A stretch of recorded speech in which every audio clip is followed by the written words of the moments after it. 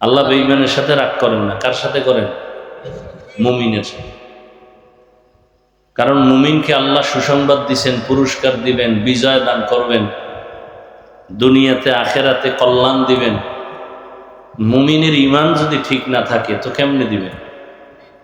ভালো ছাত্র সামান্য অন্যায় করলেও এটা শিক্ষক মেনে নিতে পারে না। আল্লাহর প্রিয় বান্দা হলো মুমিন, বেঈমান আল্লাহর প্রিয় বান্দা না। বান্দা ঠিক কিন্তু কি না, প্রিয় না। মুমিন আল্লাহর প্রিয় বান্দা। এরা সামান্য অন্যায় করলে আল্লাহ ধরে বসেন, কারণ আল্লাহ জান্নাতটা তো মুমিনকেই দিবেন, কোনো বেঈমানকে দিবেন না। যাই হোক, আল্লাহ পাক নিয়ে আসছেন, এই দিও না, আল্লাহ নিয়ে আসছেন, এটা আল্লাহ পাকের দয়া। সুস্থ রেখেছেন, এটাও আল্লাহর দয়া। বৃষ্টি নেই, সব ঠিক, অসুস্থ, কি করা, কিছু করা নেই। তো আমি আপনাদের দোয়া নিতেই আসছি এবং সংক্ষিপ্ত আলোচনার নিয়তে কোরআনে হাকিমের এক আয়াতে কারিমা, রসুলের হাদিস থেকে একটি হাদিস পড়েছি।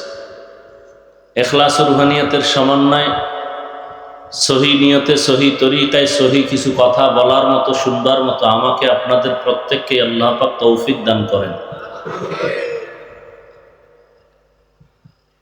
ওয়ালানাবলুওয়ান্নাকুম বিশাইইম মিনাল খাউফি ওয়াল জু'i ওয়া নাকসিম মিনাল আমওয়ালি ওয়াল আনফুসি ওয়াস সামারাত।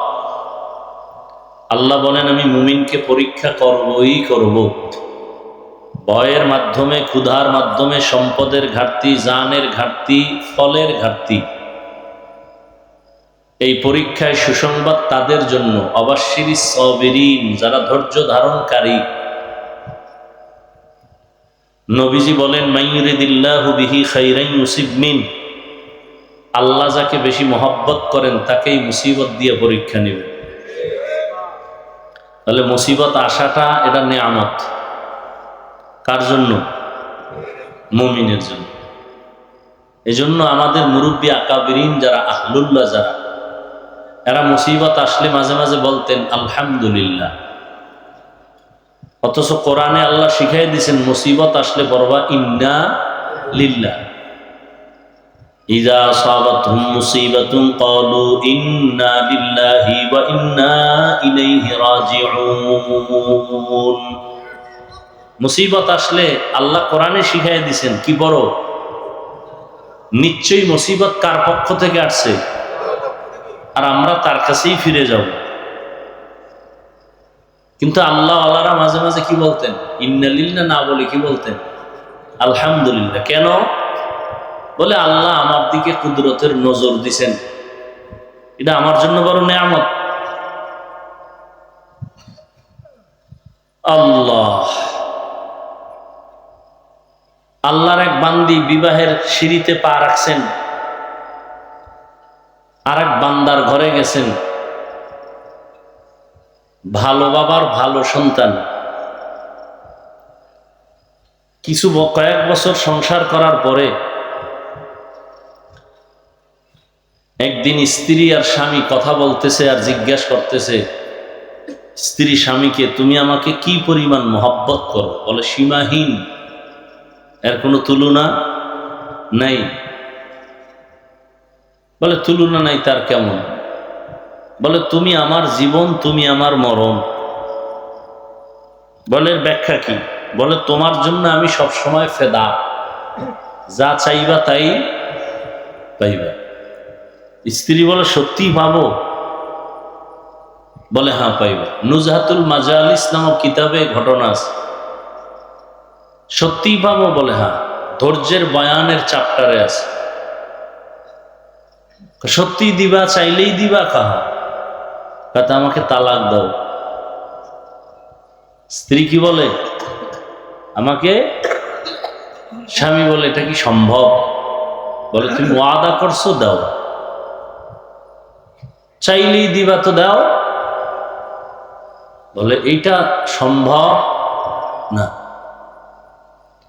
দুইজনে কথা কাটাকাটির এক পর্যায়ে সমাধানের জন্য ওই জমানার নবীর কাছে রওনা, স্বামী আর স্ত্রী। রাস্তার মাঝে গিয়া স্বামী বেচারা রাস্তায় হোঁচট খেয়ে পড়ে গেছে।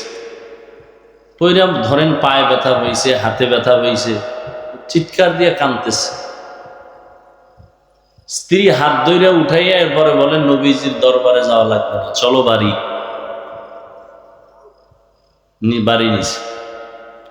বাড়ি নেওয়ার পরে এবার স্বামী বলে, ও স্ত্রী বলে, আমি যে তালাক চাইছিলাম এটা আমি উড্ড করে নিলাম, কথাটা আমি উড্ড করে নিলাম। স্বামী বলে, চাইলা কেন আর চাওয়ার পরে উড্ড করলা কেন? বলে, চাইছি এই জন্য, রসুলের হাদিস আমি শুনছি, মাইয়ুরিদিল্লাহু বিহি খাইরান ইউসিব মিন, আল্লাহ যারে মহব্বত করেন তারে মুসিবত দেন। তোমার ঘরে আসলাম, সংসার করলাম, কোনো মুসিবত দেখি নেই। আমার বুঝ হইছে তোমার ঘরে আল্লাহর রহমত নাই। যেখানে রহমত নাই সেখানে আমি নাই, তালাক দাও। রাস্তায় গিয়ে যখন পড়ে গেছো, হাত পা ভেঙ্গে গেছে, কান্না শুরু হইছে, মুসিবত শুরু। মুসিবত আসছে তো আল্লাহর রহমত আসছে, আমিও আছি।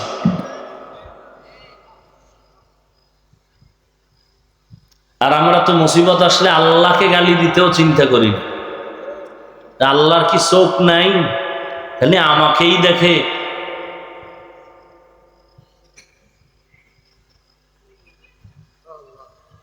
আল্লাহ পাক বলেন কোরআন শরীফের মধ্যে, আমি মুমিনকে পরীক্ষা করব, বেঈমানকে না। এটা পরীক্ষার হল। পরীক্ষার হলে কেউ ঘুমায়, খানা খায়। মুমিনের জন্য দুনিয়াটা পরীক্ষার। قال النبي صلى الله عليه وآله وسلم الدنيا سجن المؤمن وجنة الكافر। নবী বলেন দুনিয়াটা মুমিনদের জন্য জেলখানা, বেঈমানের জন্য বালাখানা। দুনিয়াতে মুমিন শান্তির চিন্তা করবে না, বেঈমানরা শান্তি করবে, মরার পরে আর শান্তি পাবে না। নবীজি মুমিনকে জেলখানার সাথে তুলনা দিয়ে বলেন, মানুষ জেলখানায় যাওয়ার পরে ওখানে বেশিক্ষণ থাকতে চায় না। যারা আল্লাহর আশিক মুমিন, দুনিয়া নামক পরীক্ষার হলে বেশিক্ষণ থাকার জন্য পাগল হবে না। জেলখানায় আসামি ঢুকার পর পেটে ক্ষুধা আছে কিন্তু চাইলেই খানা পায় না। আল্লাহর আশিক মুমিন যারা হবেন, দুনিয়া নামক পরীক্ষার হল জেলখানায়, ক্ষুধা লাগবে, খানা চাইলেই পাওয়া যাবে না। জেলখানার আসামি খানা ক্ষুধার দীর্ঘ টাইম পরে পায়, কিন্তু মন চাহিদা মতো পায় না। ভাত ভালো না হয় খারাপ, তরকারি মন মতো না, আবার পেটে ক্ষুধা নিবারণ হওয়ার মতো খানা না। যারা আল্লাহর আশিক মুমিন, দুনিয়া নামক জেলখানায় যারা থাকবেন পরীক্ষার হলে, এরা যা বরাদ্দ হবে তাই খাইয়া বলবে আলহামদুলিল্লাহ, আফসোস করবে না তোমার কপালে এটা নাই। যা নগদ পেয়েছো খেয়ে নাও, মনের চাহিদা মিটাইয়া খানা হলো জান্নাতে।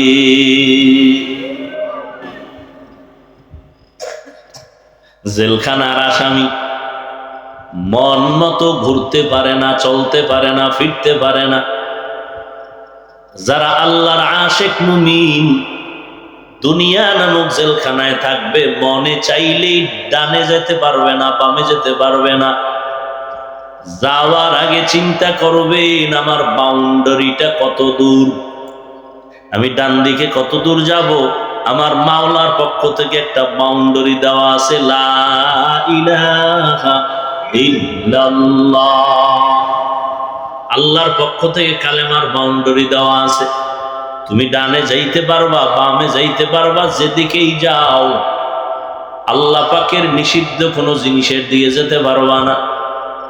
তোমার সামনে খানার অভাব নাই, পেটেও ক্ষুধা, সামনেও খানা আছে, কত খাইতে পারবা বলে এখানেও বাউন্ডারি আছে। মনে চাইলে খাইতে পারবা না, খানার আগে চিন্তা করবা কালেমার সীমানার মধ্যে খানা আছে নি, হালাল না হারাম।